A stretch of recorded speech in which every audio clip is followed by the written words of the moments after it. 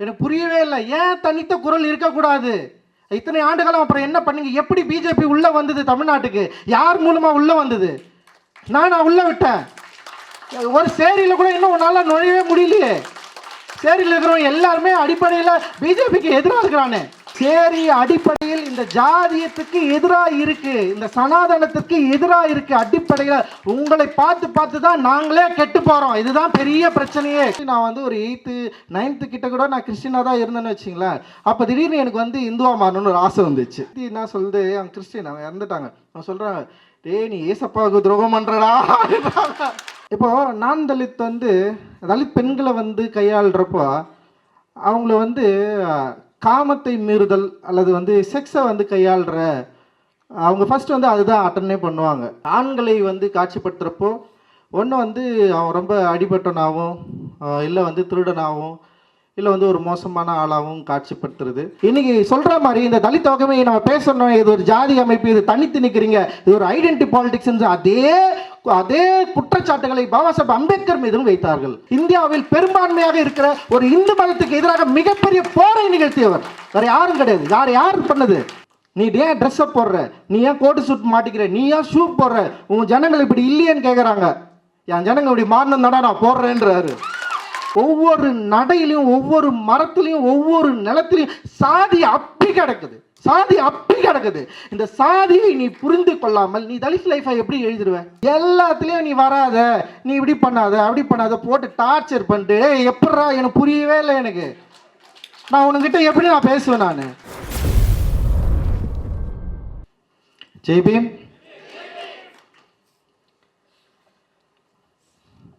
ரொம்ப மகிழ்ச்சி. இலக்கியம் வாசிக்க ஆரம்பித்தப்போ தலித் தன் வரலாறை எழுதுனதை தேடி தேடி நான் படிச்சிருக்கேன். லைக் படிக்கிறப்போ நான் ஃபஸ்ட்டு ஒரு தலித் லைஃப்பை படித்ததுன்னா தோட்டியின் மகன் நினைக்கிறேன். அதுதான் நான் ஃபஸ்ட்டு படித்தேன். ஆனால் எனக்கு தோட்டியின் மகன் ஓகே, ஆனால் என்னை வந்து அது ரொம்ப கஷ்டப்படுத்துச்சு, ரொம்ப பெயினாக இருந்தது அது படிக்கிறப்போ. அப்புறம் வந்து தோட்டியின் மகனோட நிறைய வந்து அப்படியே நம்ம வந்து பயணித்தோம். ஸோ அதில் உச்சாலியா, ஜூடான், இந்த மாதிரியான நிறைய அது தேடி தேடி வாங்கி படிக்கிறப்பவே வாங்குறப்பவே கேட்பாங்க, நீங்கள் என்ன ஆய்வு மாணவரான்னு கேட்பாங்க. நான் ஆய்வு மாணவர்லாம் இல்லை அந்த டைமில். ஆனால் ஏன் இது வந்து இது மாதிரிலாம் வாங்கி படிக்கிறீங்க அப்படின்னு சொல்லிட்டு நிறைய கேட்டுகிட்டே இருப்பாங்க.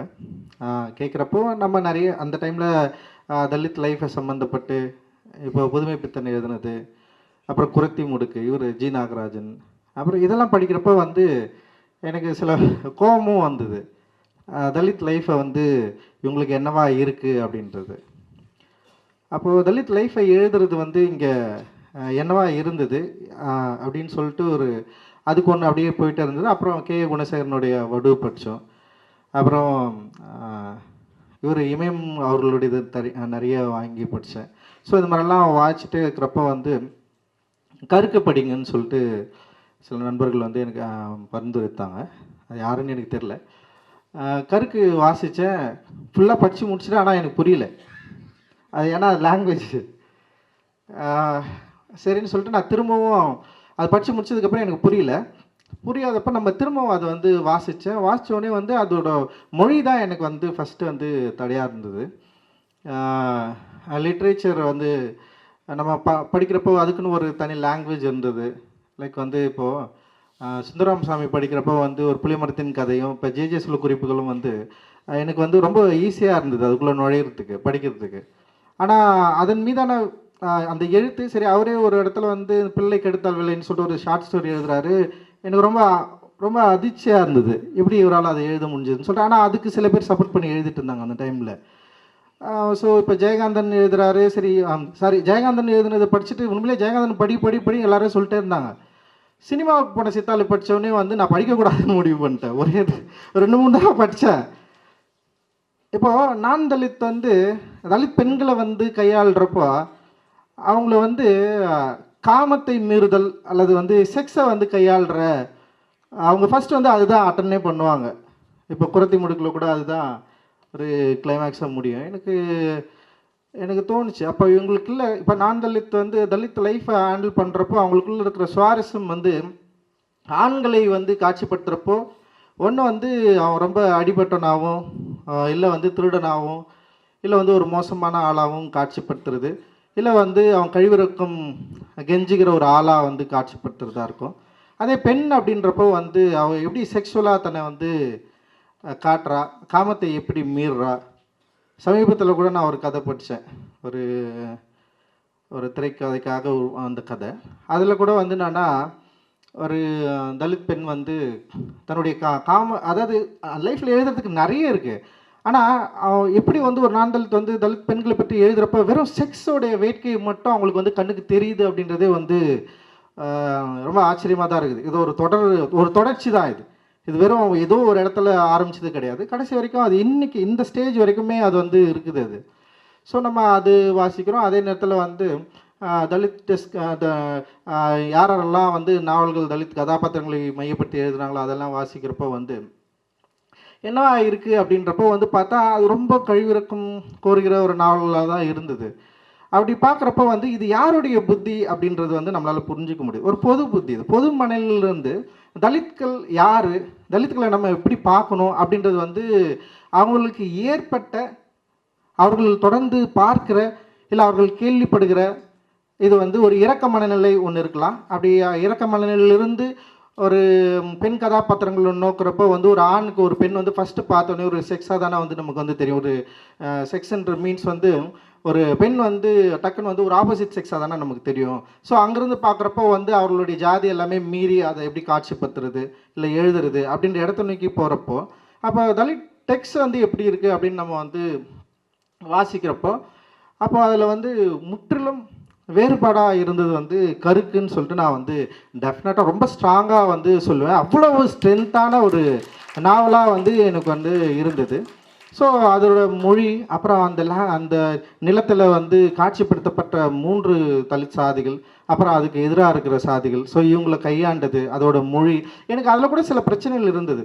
இப்போ வந்து சில ஜாதியை வந்து நம்ம பேரிட்ட இப்போ பேசுகிறது அதெல்லாம் படிக்கிறப்போ வந்து எனக்கு வந்து இப்படி கூப்பிடலாமா, இப்படி பேசலாமா, ஸோ எனக்கு சில அதில் விமர்சனங்களும் இருந்தது நான் பார்க்குறப்போ. ஆனால் அது ஒரு மொழி இலக்கியமாக வரப்போ அப்புறம் ஒரு கல்ச்சரோடைய ஒரு லேண்டோட ஒரு கல்ச்சரை வந்து பிரதிபலிக்கிறப்போ ஸோ அதில் இருக்கிறத வந்து அவங்க அப்படி எழுதியிருக்க கூடும் அப்படின்ற மாதிரி நான் கொஞ்சம் என்னை வந்து காம்ப்ரமைஸ் பண்ணிக்கிட்டேன். ஆனால் அந்த புத்தகம் வந்து ஒரு பெரிய ஓப்பனிங்கை வந்து எனக்குள்ள ஒரு ஐ ஓப்பனிங் எனக்கு வந்து கிரியேட் பண்ணிச்சு.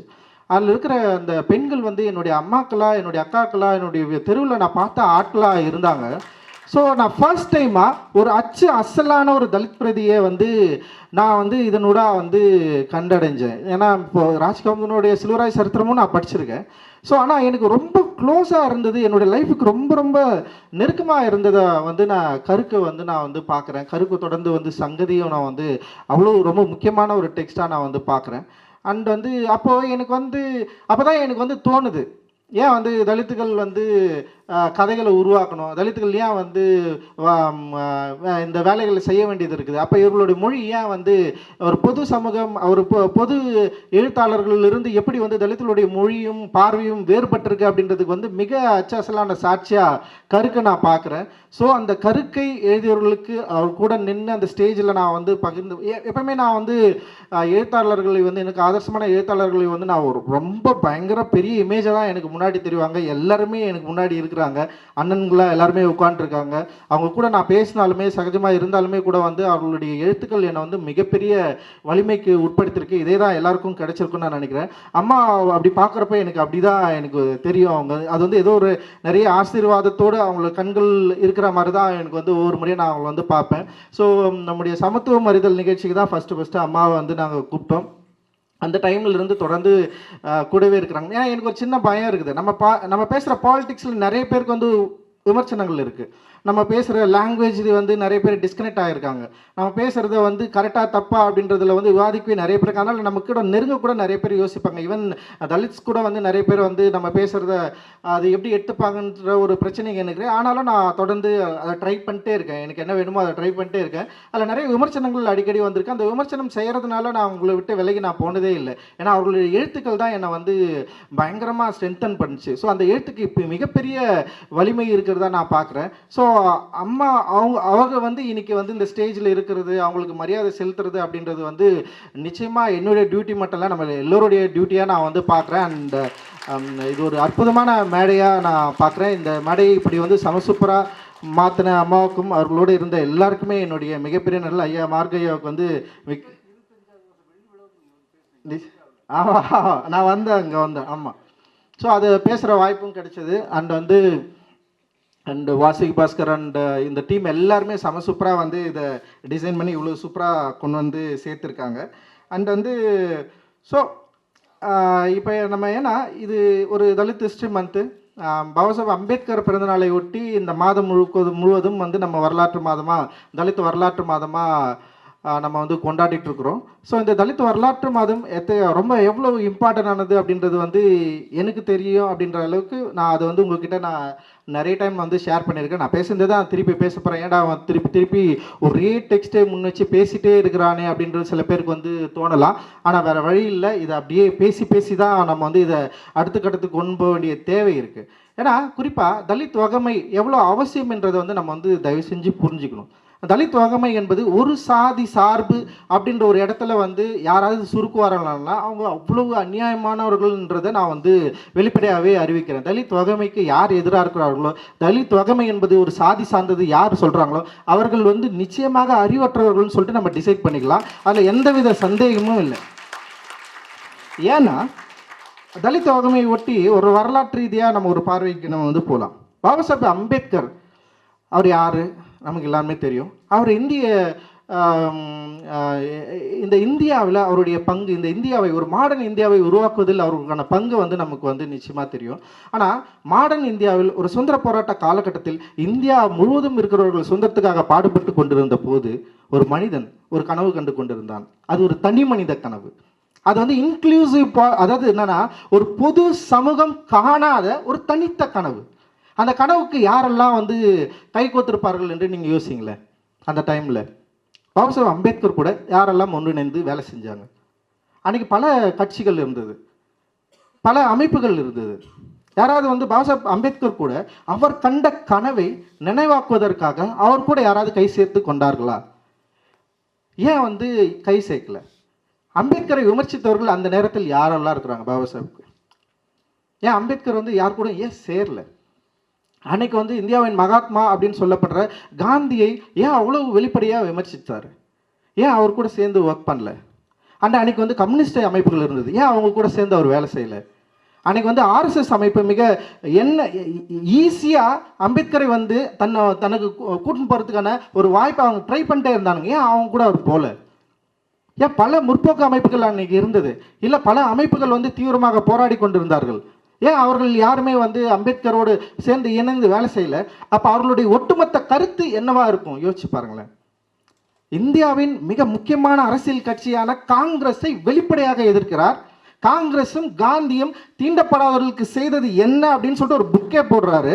அந்த புக்கு போடுறதுனால என்னை தூற்றுவார்கள், என்னை வாய்ப்பு கிடைத்தால் என்னை எரிப்பார்கள், கிழித்து அந்த புத்தகத்தை போடுவார்கள், என்ன வேணாம் செய்வார்கள். ஆனால் நான் யாரை பற்றும் கவலைப்பட போவதில்லை. என் மக்களுக்கு காங்கிரஸ் என்ன தீங்கு செய்ததோ அதை நான் பேசியே அவன் சொல்கிறேன்.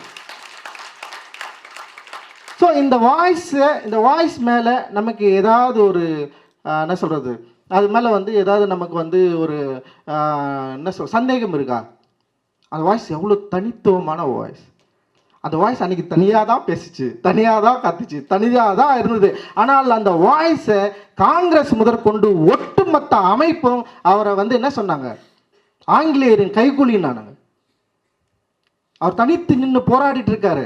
காங்கிரஸ் வந்து காந்தியடிகள் வந்து எரவாடா சிறையில் வந்து உண்ணாவிரதம் இருக்கிறாரு. அப்போ வந்து அந்த நாடே கொந்தளிக்குது. அவரை கொலை மிரட்டல் செய்கிறார்கள். யார் கூட வந்து நின்னது அன்னைக்கு அவர் கூட? ஆனால் அவரை வந்து தன்னை விட்டு கொடுத்தாரா எங்கேயாவது? ரொம்ப பிடிவாதமாக இருந்தார். ஏன் பிடிவாதமாக இருந்தார்? அவர் பேசுகிற கொள்கையில் நியாயம் இருந்தது. தன்னுடைய மக்களுக்காக என்னைக்குமே தன்னை விட்டு கொடுக்காத ஒரு ஆளாக இருந்தார். சமரசம் இல்லாத மிகப்பெரிய போராட்டவாதியாக இருந்தார். ஆனால் அன்னைக்கும் இன்னைக்கு சொல்கிற மாதிரி இந்த தலித் வகைமையை நம்ம பேசணும், இது ஒரு ஜாதி அமைப்பு, இது தனித்து நிற்கிறீங்க, இது ஒரு ஐடென்டி பாலிடிக்ஸ், அதே குற்றச்சாட்டுகளை பாபா சாஹேப் அம்பேத்கர் மீதும் வைத்தார்கள். பாபா சாஹேப் அம்பேத்கரை ரொம்ப மோசமாக விமர்சித்தார்கள்.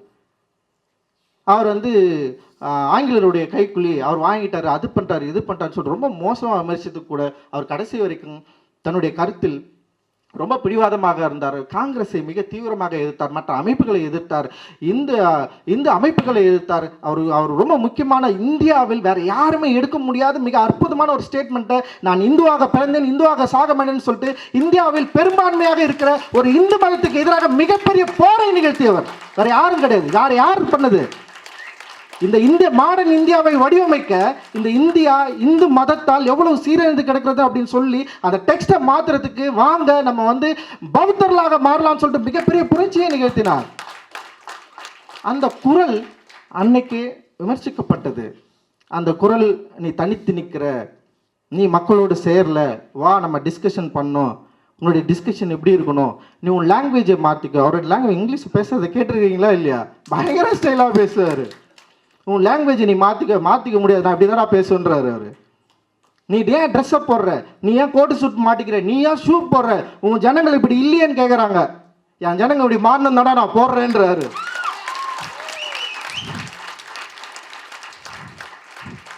ஸோ இந்த குரலுடைய தனித்தன்மையை அப்பொழுது எப்படி விமர்சித்தார்களோ, ஸோ அதோட தனித்தன்மை அதை, ஏன்னா தலித் தனி வகமை அப்படின்றத பற்றி தொடர்ந்து பிரச்சனை இருந்துகிட்டே இருக்குது. இது வந்து என்ன பிரச்சனை இருக்குன்னா, பொது சமூகத்தில் நம்ம யார், பொது சமூகத்தில் நம்ம இப்படி ஒரு வகைமையை உருவாக்குறதுனால நமக்கு என்ன மாதிரியான விமர்சனங்களை வைக்கப்படும், நம்ம இப்படி பேசுறதுனால இது எல்லாருமே அக்செப்ட் பண்ணப்படுற ஒரு பாலிடிக்ஸாக மாறுமா, இல்லை நீங்கள் தனித்து விடப்படுவீர்கள். ஃபஸ்ட்டு எடுத்தோடனே முத்திரை தனித்து விடப்படுவீர்கள், அவ்வளோதான். நீங்கள் தனித்து விடப்படுவீர்கள். அப்புறம் நீங்கள் வந்து இங்கே பொது சமூகம் ஒன்றுமையாக இருக்கிறத வந்து நீங்கள் வந்து கலைக்கிறீங்க.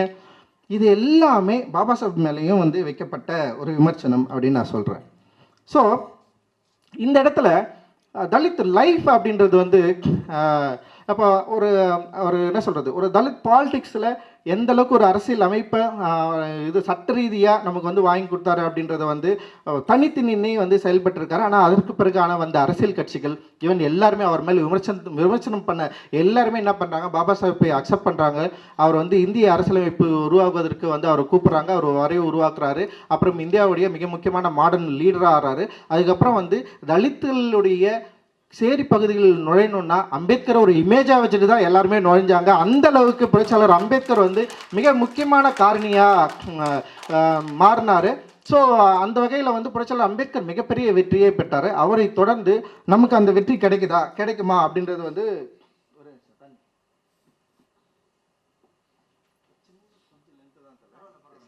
ஒரு சின்ன லென்த்தான ஸ்பீச் தான், தயவுசெய்து பார்த்துக்காதீங்க, ஏன்னா கொஞ்சம் தேவை இருக்குது.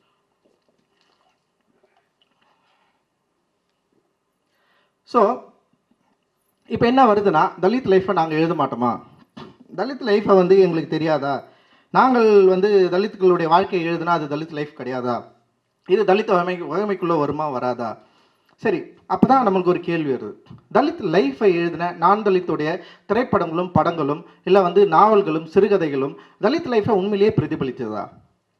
அப்போ தான் நமக்கு வந்து அதுக்குள்ளே நம்ம வந்து நுழையிறோம். இதுவரைக்கும் எடுக்கப்பட்ட திரைப்படங்களாக இருக்கட்டும், நாவலாக இருக்கட்டும், சிறுகதைகளாக இருக்கட்டும், தலித் லைஃப்பை எப்படி எழுதியிருக்காங்கன்னு சொல்லிட்டு நம்ம ஒரு ஆய்வுக்கு உட்படுத்த வேண்டிய தேவை இருக்குது. ஸோ இப்போ ஒரு நிகழ்ச்சி எங்கள் ஊரில் நடந்தது தான், நான் சின்ன வயசில் நடந்தது தான். எங்கள் ஊரில் வந்து திரௌபதி அம்மன் கோயில் திருவிழா நடக்கும். ஓகேவா? 10 நாள் நடக்கும், ஊரில் நடக்கும். காலனியில் இருக்கிறவங்க போயிட்டு பார்ப்போம். எனக்கு வந்து உண்மையிலே நிறைய ஒவ்வாமை இருக்குது. அது என்னென்னா, இது வந்து ஒரு நம்மளை ஒதுக்குறதுல வந்து நான் அது ரொம்ப ஸ்ட்ரிக்டாக அஃபெக்ட் ஆனோம் நான். ஓகே, காலையில் வந்து ரகுபதி அவர்கள் தான் அவரோட லைஃப்பை வந்து இன்ட்ரெஸ்டிங்காக பேசியிருந்தார். ஸோ எனக்கு 2 லைஃப் இருக்குது. ஒரு லைஃப் வந்து நான் காலனி ரொம்ப சின்ன காலனி அப்படின்றதுனால இந்த தீண்டாமையை வந்து நேரடியாக அனுபவிச்சுவேன். இன்னொரு லைஃப் வந்து எங்கள் அம்மாவோட ஊர் வந்து ரொம்ப பெரிய காலனி. ஸோ அங்கே வந்து எங்கள் தாத்தா தான் வெயிட்டுன்னு வச்சுங்களேன். ஸோ ரகுபதி சொன்னார்ல அந்த லைஃப் அது. ஸோ 2 லைஃபும் வந்து கிட்டத்தட்ட நான் வந்து வாழ்ந்துருக்கிறேன். ஸோ நான் பிறந்த ஊரில் வந்து காலனி வந்து ரொம்ப சின்ன காலனி, ஒரு 50 வீடு இருக்கிற காலனி. ஊர் தெரு வந்து ரொம்ப பெரிய ஊர் தெரு. திரௌபதி அம்மன் கோயில் திருவிழா வருஷம் வருஷம் பண்ணுவாங்க. அதில் வந்து பங்கு பெறும் ஆளாக நிச்சயமாக இருக்க முடியாது. ஒரு மோளம் அடிக்கிற ஆளாக போக முடியும். அது வந்து எங்கள் குடும்பம் வந்து வெட்டியார் குடும்பம் தான். அந்த மாதிரி சரி ஓகே. அதனால் வந்து எங்கள் பெரியப்பா வந்து கொஞ்ச நாள் அதை வந்து செஞ்சுட்டு இருந்தார். நான் எங்கள் குடும்பம் அது அப்பா வந்து போக மாட்டார். ஆனால் மோளம் அடிக்கிறதுல அப்பாவுக்கு ஆசை, அப்பப்போ எதுவே போவார். ஆனால் எனக்கு வந்து சின்ன வயசுலேயே இந்த ஒவ்வாமை இருக்குது. இப்போ பூ பறிக்கிற போகிறப்போ அந்த இடம் இந்த இடம்னு சொல்லிட்டு எல்லா இடத்துலையுமே வந்து இந்த பிரச்சனை இருந்துகிட்டே இருக்கும். சரி எனக்கு நான் அதனால் வந்து மேக்ஸிமம் வந்து அதில் பங்கு பெறவே மாட்டேன். அப்போ நான் அந்த கோயில் திருவிழாவுக்கு போகிறப்ப 9th படிச்சுட்டு இருக்கிறேன் நினைக்கிறேன். கோயில் திருவிழா போகிறப்போ கோயில் பயங்கர பிரம்மாண்டமாக நடக்கும். 10 நாள் நடக்கும். அந்த 10 நாளில் வந்து ஒரு முறை வந்து ஒரு கூத்து நடக்குது. அப்போ வந்து என்னென்னா ஒரு கயிறு கட்டி தனியாக உட்காந்து பார்க்குறது மாதிரி ஒரு சீன் இருந்தது. எனக்கு அது பிடிக்கவே இல்லை. எங்கள் அம்மாலாம் பார்க்கலாம் நான் எழுந்து வந்துட்டேன் நான். அப்புறம் அந்த கோயில் பிரம்மாண்டம் எல்லா ஜனங்களும் ஒன்று சேர்ந்து தீமிதிக்கிற திருவிழா தான் அது. ஆனால் பக்கத்து ஊர்லேருந்து வந்து காப்பு கட்டி தீ மிதிப்பாங்க. அப்புறம் வந்து யாரோ வருவாங்க. ஆனால் எல்லாருமே ஆனால் அவங்க வந்து ஒரு ஊர் அமைப்பு அப்படின்னு உள்ளே இருக்கிற அந்த சாதிகளாக இருப்பாங்க. அதில் ஒரு சாதி கூட ஒன்று கூட வந்து ஒரே ஒரு வாக்கு ஒரு காப்பு கூட வந்து ஒரு தலித் சாதியை சேர்ந்தவர்கள் யாருமே கட்ட முடியாது. வேடிக்கை தான் பார்க்கணும். ஸோ இதை நான் பார்த்தோன்னே எனக்கு அந்த தீ மிதிக்கிறதுல ஒரு பெரிய ஆர்வம் வந்துடுச்சு. என்னடா இது தீ மிதிக்கிறப்ப 2-3 பேர் தொடர்ந்து ஒரு பெரிய கரகம் வச்சுன்னு ஓடுவாங்க. ரொம்ப சுவாரஸ்யமாக இருக்கும். அந்த நெருப்பை மூட்டுறதுலேருந்து அணைக்கிறது அப்படியே மெரிக்கிறது இதெல்லாம் பயங்கரமாக இருக்கும். பயங்கரமாக இருந்தோடனே ஆக்சுவலி நான் வந்து ஒரு 8th 9th கிட்ட கூட நான் கிறிஸ்டினாக தான் இருந்தேன்னு வச்சிங்களேன். அப்போ திடீர்னு எனக்கு வந்து இந்துவாக மாறணும்னு ஒரு ஆசை வந்துச்சு. அப்பா அம்மாலாம் வந்து இந்துதான்னு வச்சிங்களேன். நான் மட்டும் சர்ச்சுக்கெலாம் போயிட்டுருப்பேன். அப்போ என்ன பண்ணுறேன்னா வந்து சரின்னு சொல்லிட்டு யோசித்தேன். நம்ம ஏன் தீ மிதிக்கக்கூடாது அப்படின்னு யோசிக்கிறேன். யோசித்தோடனே வந்து நான் பண்ணுறேன். ஒரு 4 பசங்களுக்கு கூட்டு போகிறேன். எங்கள் ஊரில் ஒரு கெங்கம்மா கோயில் இருந்தது. கெங்கம்மா வந்து நெருப்பு கிடையாது. அவங்க வந்து நீர் பரவாயில்லடா அதெல்லாம் சொல்லிட்டு எனக்கு கெங்கம்மா ரொம்ப பிடிக்கும். அந்த வேப்பமரத்தான தான் எப்போவுமே நான் போய்ட்டு உட்காந்துருப்பேன்னு வச்சுக்கேன். அவர் ரொம்ப க்ளோஸான ஒரு அம்மா எனக்கு. சரி போயிட்டு நான் வந்து அங்கே இருக்கிறப்போ சரி நம்ம ஏன் தீ மிதிக்கக்கூடாதுன்னு சொல்லிட்டு என் ஃப்ரெண்ட்ஸுக்கு 4-5 பசங்க அப்போ கூடி என்ன பண்ணுறோம், நான் சும்மா ஒரு மோளம் வச்சு காப்பு கட்டிக்கிறோம். நாங்களே வந்து காப்பு நம்ம வந்து நெருப்பு மிதிக்கலான்னு சொல்லிட்டு எல்லோரும் காப்பு கட்டிக்கிறோம். நாங்கள் காப்பு கட்டினதை பார்த்துட்டு என் கூட ஒரு 4-5 பசங்க வந்து காப்பு கட்டிட்டானுங்க. இப்போ ஒரு 10 பேராக சேர்ந்துட்டோம். 10 பேர் சேர்ந்தோடனே என்ன பண்ணுறோம், நாங்கள் வந்து ஒரு சின்ன இதெல்லாம் கட்டி போய் குளிச்சுட்டு வந்து மஞ்சள்லாம் பூசிக்கின்னு சும்மா அந்த குண்டாலாம் எடுத்துன்னு போயிட்டு வீடு வீடாக போய் டான்ஸ் ஆடி அரிசி வாங்குகிறோம். எல்லோரும் என்னடான்னு கேட்குறாங்க. இல்லை நாங்கள் நெருப்பு மிதிக்க போகிறோம் அப்படின்னு நான் வந்து சொல்கிறேன். இது என்ன ஆகுதுன்னா உடனே வந்து அந்த ஸ்பேஸு கொஞ்சம் டெவலப் ஆகுது. அதில் வந்து கொஞ்சம் பெரியவங்களாம் வந்து காப்பு கட்டிக்கிறாங்க. அவங்களுக்கு ரொம்ப இன்ட்ரெஸ்ட் ஆகிடுச்சு. சரி பெரியவங்கெல்லாம் கட்டினோடனே வந்து இப்போ வந்து என்னென்னா இப்போ ஃபஸ்ட்டு நாள் ஒரு 10 பேர் கட்டியிருந்தோம். 2வது நாள் 20 பேர் கட்டாங்க. இதை கட்டி இப்போ என்ன ஆயிடுச்சுன்னா அது ஒரு சடங்காக மாறிடுச்சு. இப்போ காப்பு கட்டினவங்களாம் வீட்டுக்கு போய் தூங்கக்கூடாது. ஃபஸ்ட் நாள் போய் வீட்டுக்கு போய் தூங்கிட்டோம். 2வது நாள் என்ன பண்ணாங்களா, வீட்டுக்கு நீங்கள் போய் தூங்கக்கூடாது. அதனால் நீ எல்லாம் காப்பு கட்டினவங்களாம் எங்கே இருக்குன்னா வேப்ப மரத்தாண்டே படுத்துக்கணும். நாங்கள் சமையல் செஞ்சு எடுத்துன்னு வரோம்னு சொல்லிட்டு இப்போ என்ன பண்ணுறாங்கன்னா சமையல் செஞ்சு எடுத்துன்னு வராங்க. சமையல் எப்படின்னா நான்வெஜ் இல்லாத ஒரு சமையல்னு வச்சிங்களேன். அப்போ வந்து அது ஒரு திருவிழாவாக மாறுது. எல்லாருக்கும் பயங்கர சந்தோஷம். காலனியில் இருக்கிற எல்லாருக்குமே வந்து அவங்க பசங்களை எல்லாரையும் காப்பு கட்டுறாங்க. ஒவ்வொரு குடும்பத்தில் இருக்கிற பசங்களை கூட்டு வந்து காப்பு கட்டுறாங்க. எல்லோரும் காப்பு கட்டுறோம். ஓகேவா, காப்பு கட்டி முடிச்சோடனே இப்போ என்ன பண்ணால் காலையில் சாப்பாடு வரும், நைட்டில் சாப்பாடு வரும். அப்புறம் வந்து போத்ராஜா தூக்கின்னு வந்து ஓஹான்னு கத்தின்னு போகணும். அப்புறம் போய் ஏரியில் குளிக்கணும். அப்புறம் ஜாட்டியில் அடி வாங்கணும். ஸோ இது எல்லாமே யாருன்னா ஊரில் எப்படி நடக்கும்னா ஒரு ஐயரை வச்சு காப்பு கட்டுறது அதெல்லாம் நடக்கும். இங்கே எதுவுமே கிடையாது. நம்மளே ஐயரு, நம்மளே சாமி, எல்லாமே நம்ம தான். ஸோ அந்த ரிச்சுவல்ஸ் நடக்குது. நடந்தோடனே என்னென்னா இன்னொன்று நடக்குது. அதில் என்னென்னா எங்கள் காலனியில் ஏரி இருக்கும். ஏரிக்கு பக்கத்தில் வந்து கரை இருக்கும். கரையில் இருக்கிற வந்து வேலிங்காத்தா மரங்கள் பெருசாக இருக்கும். ஸ்டிக்குக்கு வெட்டினா கூட யாராவது ஒருத்தன் தூரத்துலேருந்து கத்துவான், ஏய் அப்படின்னு கத்துவான். பயமாக இருக்கும். ஏன்னா வந்து அது பொது, அது வெட்டக்கூடாதுன்னு சொல்லிட்டு. இப்போ வந்து நெருப்பு மெரிக்கிறதுக்காக எல்லா மரத்தையும் வெட்டணும். ஒரு மரத்தை கூட விட்டல. எல்லாம் வெட்டினோடனே எல்லாம் வராங்க. இப்போ ஊரில் இருக்கிறவங்க கேட்பாங்கல்ல, ஒரு பொது இடம் அது, அந்த இடத்துல மரத்தை வெட்டக்கூடாதுன்னு கேட்டோடனே நாங்கள் ஒன்றே சொல்ல, சாமிக்கு காப்புக்கு கட்டிடும், நெருப்பறிக்கு தான் வெட்டுறோம் அப்படின்றோம். அப்புறம் அவங்க யாருமே எதுவும் கேட்கல. அப்புறம் பார்த்தா அங்கே இருக்கிற ஏரி கரையில் இருக்கிற மரத்தை எல்லாம் வெட்டுறோம், வேரை பிடுங்குறோம். பயங்கரமாக ஒரு கொண்டாட்டம் ஆயிடுச்சு. லைக் வந்து இப்போ 3வது நாள் எப்போ வெள்ளிக்கிழமை காப்பு கட்டுறோம், சனிக்கிழமை முடிஞ்சிச்சு, ஞாயிற்றுக்கிழமை நெருப்பு மிதிக்கணும். ஓகேவா, நெருப்பு மிதிக்கணும். உடனே என்ன ஆயிடுச்சுன்னா ஜனங்கள் எல்லாருமே சேர்ந்து அந்த கோயிலில் வந்து பயங்கரமாக சுத்தம் படுத்துறாங்க. அப்புறம் வந்து நெருப்பு மிதிக்கிறதுக்கு ஒரு ஏரியா கட்டையை ரெடி பண்ணுறாங்க, இதெல்லாம் நடக்குது. அப்புறம் அந்த ஏழூர் எல்லையை போயிட்டு மிதிச்சுட்டு வரணும். இப்போ நாங்கள்லாம் வந்து என்ன பண்ணுறோம், காலையில் எழுந்து குளிச்சு ஏழூர் எல்லையை போயிட்டு மிதிக்கிறோம். அங்கே வந்து எங்கள் தம்பிக்கு தெய்வம் வந்துச்சு, அவன் பயங்கரமாக வேலை பண்ணான். அவன் என்ன பண்ணுறான், பாம்பு மாதிரி ஆடுறான். எனக்கு ரொம்ப ஆச்சரியமா இருக்குது. இப்போ நானா கட்டினேன் அதில், அவனுக்கு எப்படா பாம்பு மாதிரி தெய்வம் வருது. எங்க தம்பி இன்னொருத்தங்கிறான், ஜீவா நோ அவன் போய் சொல்றான். செவன் பண்ணுன்னு வச்சுங்களேன். அதை வச்சு ஒரு பயங்கரமாக கொண்டாடுறோன்னே வந்து இப்போ ஊர்ல இருந்தெல்லாம் நிறைய பேர் வராங்க. இப்போ விருந்தாளியெல்லாம் வராங்க, எங்கள் பையன் வந்து நெருப்பு மெரிக்க போகிறான்னு சொல்லிட்டு. ஸோ இந்த கொண்டாட்டம் இருக்குதுல்ல, இந்த கொண்டாட்டத்தோட முடிவில் என்ன பண்ணாங்கன்னா, நெருப்பு மிதிக்கிறதுக்கு முன்னாடி நெருப்பை பார்க்கக்கூடாது. இப்போ நெருப்பு கொளுத்துறானுங்க, தூரத்தில் இருந்து பார்த்தா பயங்கரமாக எரியுது, பெரிய பெரிய கட்டையை போட்டு கொளுத்துறாங்க. கொளுத்து முடிச்சவொடனே வந்து இதில் வந்து எங்கள் சித்தி என்ன சொல்லுது, அவங்க கிறிஸ்டின், அவங்க இறந்துட்டாங்க. அவங்க சொல்கிறாங்க, டேய் நீ ஏசப்பாவுக்கு துரோகம் பண்ணுறடா. சரி, நான் எங்கள் சித்தியை பார்க்கவே இல்லை, நான் இந்த பக்கம் திரும்பினேன். சரின்னு சொல்லிட்டு வந்துட்டேன். அன்றைக்கி என்ன பண்ணுறோம், ஞாயிற்றுக்கிழமை 4 மணிக்கு காப்பு அங்கே வந்து எரிஞ்சுனுது. தூரத்துலேருந்து பார்க்குறோம், பசங்களாம் எட்டி பார்க்குறோம்.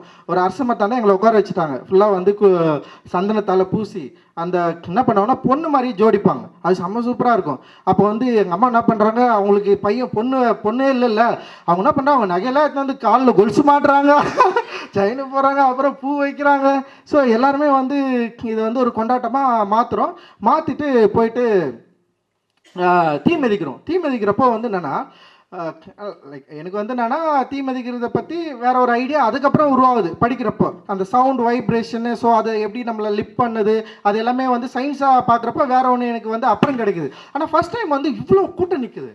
அந்த கூட்டத்தை வந்து அங்கே நின்றுருக்குது. அவன் என்ன பண்ணுறான், அங்கே நெருப்பு இருக்குதா, நெருப்பு பார்த்துன்னு போகிறோம். அந்த சவுண்டு கத்துறது, ஓஹான்னு கத்துற சவுண்டு நமக்குள்ளே ஒரு பெரிய வைப்ரேஷன் கிரியேட் ஆகுது. போகிறோம் அந்த கோயிலில், அந்த நெருப்பை அப்படி அந்த நிறைய இதெல்லாம் பண்ணுறாங்க, ஒரு ஆடு வெட்டுறாங்க, அந்த ரத்தத்தை ஊற்றுறாங்க அப்படின்னு போயிட்டு அந்த வேப்ப மரம் இருக்குதுல்ல, வேப்ப மரத்தை அப்படி சுற்றி வந்து அப்படி நின்னோடனே வந்து அப்படி எல்லாம் ஜனங்க கத்துறோன்னு ஒரு பெரிய ஃபோர்ஸ் எனக்குள்ளே வந்து உருவானோடனே என்னன்னா எல்லாரும் ஓடுறாங்க. நான் மட்டும் 3 முறை மெரிச்சேன். நான் ஓடி விடல நெருப்பா 3 முறை நான் நெருப்பு மெரிச்சேன். ஸோ இது வந்து தலித் லைஃப். நான் ஏன் சொல்கிறேன்னா, ஊரில் நெருப்பு மெரிக்கிறதுக்கு ஒரு கதை இருக்குது, காலனியில் மெரிச்சதுக்கு ஒரு கதை இருக்குது. ஊரில் என்னை மெரிக்க விடலை, ஓகேவா? ஆனால் காலனியில் நானாக ஒரு லைஃப்பை க்ரியேட் பண்ணி, நானாக ஒரு வாழ்க்கையை வந்து உருவாக்கி, நானாக மெரிக்கிறப்போ ஒரு தலித் லைஃப்ல இருந்து ஒரு கதையை நீங்கள் பார்க்கணுன்றதுக்கு இதை விட சிறந்த எக்ஸாம்பிள் இருக்காதுன்னு நான் நினைக்கிறேன். ஒரு தலித் லைஃப்பை நீங்கள் வேற எப்படி அண்டர்ஸ்டாண்ட் பண்ணிக்க முடியும்? ஒரு தலித்தா வாழ்ந்து பாரு. ஒவ்வொரு இன்ச் பை இன்ச், ஒவ்வொரு நடையிலையும், ஒவ்வொரு மரத்துலையும், ஒவ்வொரு நிலத்திலையும் சாதி அப்படி கிடக்குது. இந்த சாதியை நீ புரிந்து கொள்ளாமல் நீ தலித் லைஃபை எப்படி எழுதிடுவ? எனக்கு புரியல. தலித் லைஃபை உன்னால் எப்படி எழுத முடியும்? ஒரு சாதியை கண்டுணராம, சாதியை அண்டர்ஸ்டாண்ட் பண்ணிக்காம, சாதியினால் நீ எதையுமே புரிஞ்சிக்காம, ஒரு நிலம் உனக்கு கிடையாதுன்னு சொல்றான், ஒரு பொதுவில் இருக்கிற மரம் உனக்கு கிடையாதுன்னு சொல்றான், அந்த சாமி உனக்கு கிடையாதுன்னு சொல்றான். இதை எதிர்த்து நான் ஒரு வாழ்க்கையை உருவாக்குறோம். அதுக்கப்புறம் ஒரு 10 வருஷம் கழிச்சு எங்கள் அண்ணன் தலைமையில் ஊரில் எப்படி திருவிழா பண்ணுவாங்களோ அந்த மாதிரி காலனியில் ஒரு பெரிய திருவிழா நடந்தது. அதிகாரத்துக்கு எதிராக அதிகாரத்தை உருவாக்குதல். இது வந்து டாக்டர் அம்பேத்கர் வந்து இதை பற்றி பேசுகிறாரு. அப்போ ஒரு பெரிய திருவிழா நடக்குது. அன்னைக்கு ஒரு கலவரம் நடக்குது. நீ வந்து எப்படி வந்து ஊரில், அதாவது ஒரே சாமி தான், சாமியை பற்றி திருவிழா நடக்கிறப்போ வந்து அங்கே ஊரில் நடக்கிற திருவிழாவை கொண்டாடின இதே மக்கள் காலனியில் ஒரு பெரிய திருவிழா நடக்குது. அந்த திருவிழாவில் ரேடியோ ஆர்னு இருக்குல்ல, ஆர்னு வந்து ஊர் தெருவில் இருக்கிற ஒரு போஸ்ட் கம்பத்தில் கட்டதுனால ஒரு பிரச்சனை வருது. அதனால ஒரு கலவரம் உருவாகுது. இதை ஹேண்டில் பண்ணுறோம், எங்களால் ஹேண்டில் பண்ண முடிஞ்சுது. ஸோ இதை ஹேண்டில் பண்ண முடியாத நிறைய இருக்குல்ல. அப்போ இந்த கதைகளை எப்படி புரிந்து கொள்வதற்கு உங்களுக்கு ஒரு தலித் பார்வை தேவைப்படுகிறது.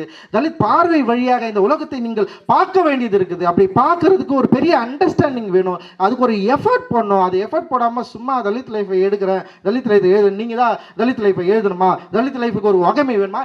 நிச்சயமாக தலித் லைஃபுக்கு ஒரு வகைமை வேணும். இல்லைன்னா தலித் லைஃப்பை உங்களால் புரிஞ்சுக்க. கல்ச்சரலாக டிஃப்ரெண்ட் பர்சன்ஸ் நீங்கள் நானும்.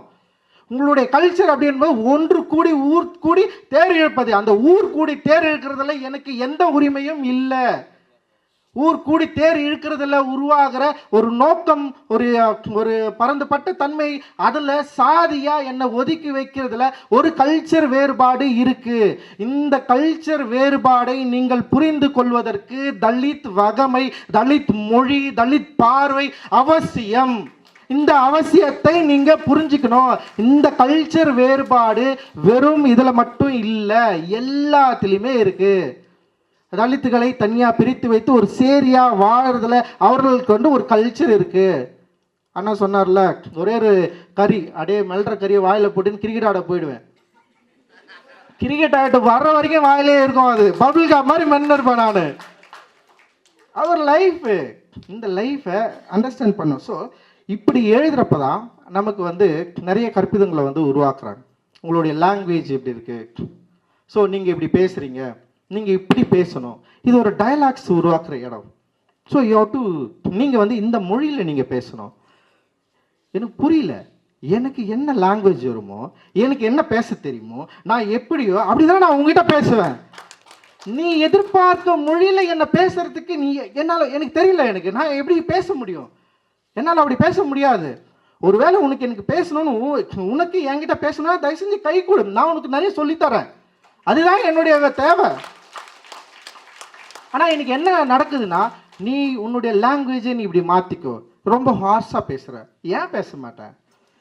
ஏன் பேசுமா? நீ என்ன கொஞ்சம் இருக்கிற? நீ எனக்கு புரியல. எனக்கு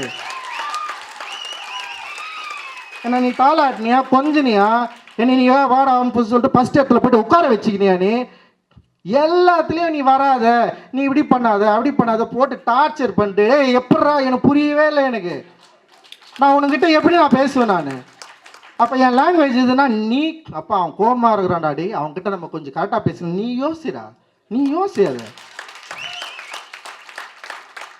ஸோ அப்போ இந்த பிரச்சனைகளை நம்ம சரியாக புரிஞ்சுக்கணும். இப்போ அண்ணன் நேற்று ஒரு இஷ்யூ நடந்தது. இப்போ ஷாலினுக்கும் அண்ணனுக்கும் ஒரு டிஸ்கஷன் நடந்தது. இன்றைக்கி விவாதம் என்னவா இருக்குது பார்த்தீங்களா சோஷியல் மீடியாவில்? உடனே வந்து ஆதன் தீட்சணியா தலித்களுக்கு வகுப்பெடுத்தார், தலித்தியத்துக்கு வகுப்பெடுத்தார், அம்பேத்கரியத்துக்கு வகுப்பெடுத்தார். உடனே என்ன பண்ணுறான்னா, இதை ரெண்டு பேர் இவங்க பேசுனது இங்கே ஒரு மேடையில் பேசுகிறாங்க, ஒரு சின்ன டிஸ்கஷன் வருது, அவங்களுக்குள்ள ஒரு சில கருத்து முரண்கள் இருக்குது. அந்த கருத்து முரணை பொது முரணாக மாற்றுறது, பொது முரணாக மாற்றி இதுதான் வாய்ப்புன்னு சொல்லிட்டு ஒட்டுமொத்த தலித்த என்ன சொல்கிறது, நாங்கள் தலித்தியத்தையும் அம்பேத்கரியத்தையும் டிஸ்மேண்டில் பண்ணுறது. உங்களுக்கு என்ன மிகப்பெரிய கோபம் இருக்குது? ஒரு இரண்டு பேருக்கான ஒரு முரணை ஒட்டுமொத்தமாக வேலை செய்ய, ஒரு பெரிய வேலை திட்டத்தின் அடிப்படையில் வேலை செய்கிறவங்களுடைய வேலையை வந்து அப்படியே காலி பண்ணுறது. ரெனே வந்து கம்யூனிஸ்ட் இல்லை அம்பேத்கரிஸ்ட்னு சொல்லிச்சுப்பா, இதான்பா பிரச்சனை. அதுக்கு யாரை வச்சு உடனே போடுறாங்க? தோழர் ஜி செல்வாவை வச்சு உடனே இன்டர்வியூ போடுறாங்க. ஏன் ஜி செல்வா கிட்ட போகணும்? நான் கேட்குறேன். நான் இப்போ தோழர் ஜி செல்வா கிட்ட நீங்கள் போயிட்டு நீங்கள் யாருங்க தோழர் அம்பேத்கரிஸ்ட்னு அவர்கிட்ட கேட்டால் என்ன சொல்ல? எனக்கு அம்பேத்கரை பிடிக்கும், கம்யூனிஸ்ட்னு சொல்லுவார். இதில் ஏதாவது தப்பு இருக்கா? எனக்கு புரியவே இல்லை. அப்போ நான் என்னை அம்பேத்கரிஸ்டா சொல்றப்போ, இப்போ இங்கே வழக்கத்தில் இருக்கிற ஒரு கம்யூனிசத்திலிருந்து, ஒரு கம்யூனிஸ்ட் சித்தாந்தத்திலிருந்து இப்போ நமக்கு ஒரு அடிப்படை அறிவு இருக்கு, நம்ம இல்லைன்னு சொல்ல. ஆனால் ஒரு கேள்வி கேட்குறப்போ அப்போ அவங்க நீங்கள் ஒருத்தவங்க முடிவு எடுக்கிறான். ஏன்னா ஒரு காஸ்டிஸ் ஒரு ஆள் வந்து என்னை பார்த்து கேட்ட கேள்வி அது. அப்போ அவர் என்கிட்ட கேட்குறாரு, நீங்கள் என்ன கம்யூனிஸ்டான்னு கேட்குறாரு. இல்லை நான் அம்பேத்கரிஸ்ட்னு சொல்லணும்னா அவர் அமைதியாக போயிட்டார். அவர் பெரிய இயக்குனர் தான் அவர். ஸோ அப்போ அவங்க என்ன பண்ணுறாங்க, உடனே ஒரு ஆளை தேர்ந்தெடுக்கிறது, அவங்களுடைய இன்டர்வியூ வாங்குறது, உடனே வந்து இரண்டு பேருக்குமான ஒரு முரணை வந்து பெருசாக மாற்றுறது. இன்றைக்கி வந்து சோஷியல் மீடியாவில் முழுக்க இதுதான் போயிட்டு இருக்குது. தலித்தியத்தை பேசியவர்கள் அவங்க ஏன் வந்து தனித்து நிற்கிறார்கள், அவர்களுடைய நோக்கம் என்ன? எனக்கு புரியவே இல்லை. ஸோ இதை எப்படி ஹேண்டில் பண்ண கூட தெரியல. இன்றைக்கி இந்த பொது சமூகம் உடனே இதுதான் வாய்ப்புன்னு கிடைச்சோன்னே இவ்வளவு காலம் வேலை செஞ்சுட்டு இருக்கிற ஒட்டுமொத்த தலித் அரசியல் தன்மையும் உடனே காலி பண்ணிட்டு டப்புன்னு காலி பண்ணிட்டு இவர்களுக்கு எல்லாரும் இதே தான் வேலை, இவர்களுக்கு அறிவே கிடையாது, நீலசங்கி இவர்கள் அது இதுன்னு சொல்லிட்டு மோசமாக எழுதுறது. இதை நம்ம எப்படி புரிஞ்சுக்கணும் அப்படின்றது தான் இன்றைக்கி ரொம்ப தேவையாக இருக்குது, அவசியமாக இருக்குது. அப்போ இவங்களுக்கெல்லாம் தொடர்ந்து நம்ம கிளாஸ் எடுத்துகிட்டே இருக்கணுமா அப்படின்னா நம்ம ஏன் எடுக்கணும்? இதுதான் ரொம்ப முக்கியமானது. நம்ம கிளாஸ் எடுக்க அவசியமே இல்லையே.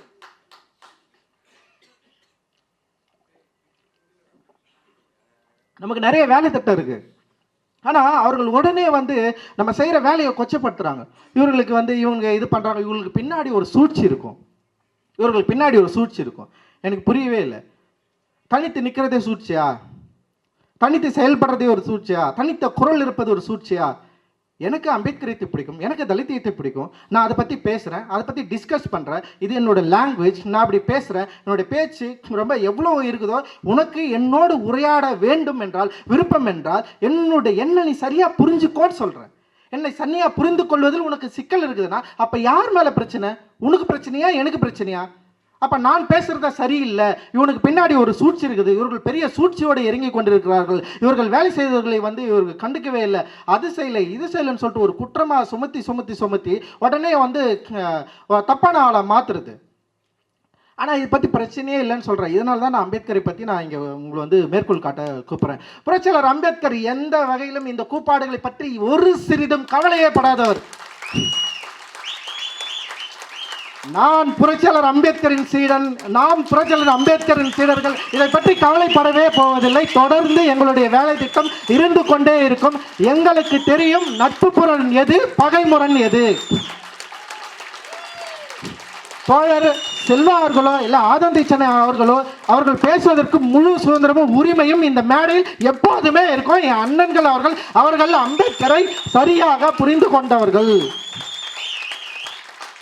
அதனால் இப்போ அவர்கள் நம்ம விமர்சனம் வைக்கிறான்றதுக்காக அது எதிர்முகாமலை கொண்டு போய் சேர்க்குற இடமே கிடையாது. அந்த முரணை சரி செய்வதற்காக தான் நம்ம வேலை செஞ்சுட்டு இருக்கோம். தத்துவங்களுக்கு இடையே முரண் இருக்க தான் செய்யும். அம்பேத்கர் நம்பிய தத்துவம் வேறு, கம்யூனிஸ்டுகள் நம்புகிற தத்துவம் வேறு, பெரியாரிஸ்டுகள் நம்புகிற தத்துவம் வேறு. ஆனால் எல்லா தத்துவங்களும் ஒன்றை நோக்கி தான் போகுது. அதுக்காக நம்ம அந்த தத்துவத்தையோட புரிந்து கொள்வதில் நிச்சயமாக நியாயம் இருக்கிறது. ஆனால் ஒரு தத்துவத்தை விட இன்னொரு தத்துவம் மேல் இது அப்படின்ற இடத்துல இல்லை. உடனே இவர்கள் தனித்து நிற்கிறார்கள், அவர்களை அடிச்சு காலி பண்ணோம் அப்படின்னு சொல்லிட்டு எல்லாரும் கூடி தப்பாக ரொம்ப கேவலமாக கிரிட்டிசைஸ் பண்ணுறப்போ நீங்கள் யார் என்பதை நீங்கள் சரியாக புரிந்து கொள்ளுங்கள் அப்படின்றது என்னுடைய தேவையாக இருக்குது. ஏன்னா இன்னைக்கு ஒரு தன்னை தலித் என்று அறிவித்துக் கொள்வதிலும், தலித் வகமை அப்படின்னு சொல்கிறதுலையும், தலித் அப்படின்றது பேசுறதுலையுமே ஒரு சில சிக்கல்கள் இருந்தாலும் நம்ம இன்னைக்கு ரொம்ப ப்ரோக்ரெசிவாக முன்னாடி வந்துட்டுருக்கோம். இதுவே நிறைய பேருக்கு பிரச்சனையாக இருக்குது. இவனுங்க எதுக்கு இது தனியாக பேசுகிறானுங்க, தனித்து பண்ணுறானுங்க, அது பண்ணுறானுங்க, இது பண்ணுறானுங்க, தனியாக நிற்கக்கூடாதுன்றானுங்க எலெக்ஷனில். எனக்கு புரியவே இல்லை, ஏன் தனித்த குரல் இருக்கக்கூடாது?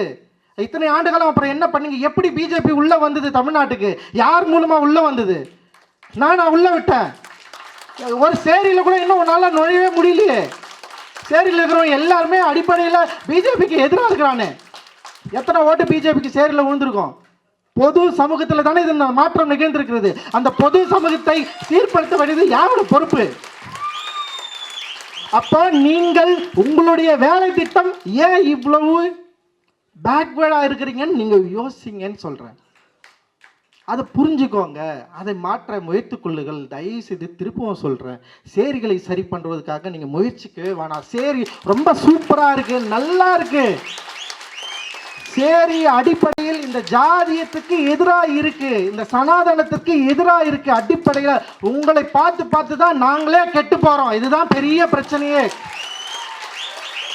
உண்மை. இதுதான் அம்பேத்கர் சொல்றாரு, போல செய்தல் சொல்றாரு. அதிகாரத்துக்கு எதிராக ஒரு அதிகாரத்தை நிறுவுறது அம்பேத்கர் இதுதான் சொல்றாரு, கொஸ்டின் பண்றாரு. அவன் ஜாதியை போற்றுகிறான், அதனால தலித்துகளும் என்ன பண்றான், அவன் பேசுறான். இப்போ அவன் தான் அதான் சொல்றான், குடிப்பெருமை பேசுங்க அப்படின்றான். டேய் குடிப்பெருமை பேசுங்கடா, ஏன்னா அவங்க பேசுறானுங்களா, அதனால நம்மளும் பேசிக்கணும். ஸோ இது நாங்கள் ரொம்ப ரொம்ப ரொம்ப ரொம்ப புரட்சியாளர் அம்பேத்கரை நம்புகிறோம். அவரை நம்பியதால் ஒரு வெளிச்சத்தோடு இருக்கிறோம். அந்த வெளிச்சம் நிச்சயமாக சாதியத்துக்கு ஆதரவாகவோ மதத்துக்கு ஆதரவாகவோ எங்களை இட்டு செல்லாது. எல்லா சேரிகளும் அதுக்கான விழிப்புணர்வு வேலை செய்ய எங்கள்கிட்ட ஆட்கள் இருக்கிறார்கள். நாங்கள் அதற்காக தான் வேலை செய்து கொண்டே இருக்கிறோம், ஒவ்வொரு ஊரிலும் ஒவ்வொரு சேரிலும். ஸோ சேரியில் இருக்கிறவங்களை பற்றி நீங்கள் கவலைப்படுறது கொஞ்சம் விட்டு ஊர் திருவை பற்றி கவலைப்படுங்கள், நான் சொல்கிறேன். அவ்வளோதான், சிம்பிள்.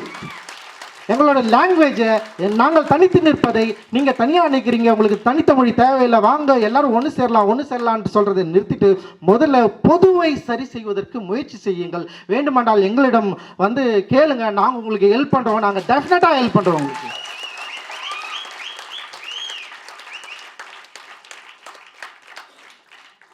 ஸோ இதோட முடிச்சுக்கலாம், போதும். இதெல்லாம் நான் என்ன சொல்கிறேன்னா, தலித் பார்வை ரொம்ப ரொம்ப அவசியம், இம்பார்ட்டன்ட். அது காலத்தால் மறுக்க முடியாது. காலத்தால் அவர்கள் எதிர்கொள்ள ஆரம்பிக்க வேண்டிய சூழலை, நிர்பந்தத்தை நம்ம உருவாக்கியே ஆக வேண்டும். ஸோ தலித் பார்வையை நீங்கள் புரிஞ்சுக்கணுன்னா டெஃபினட்டாக வாங்க, எல்லாரும் ஒன்று சேரும்.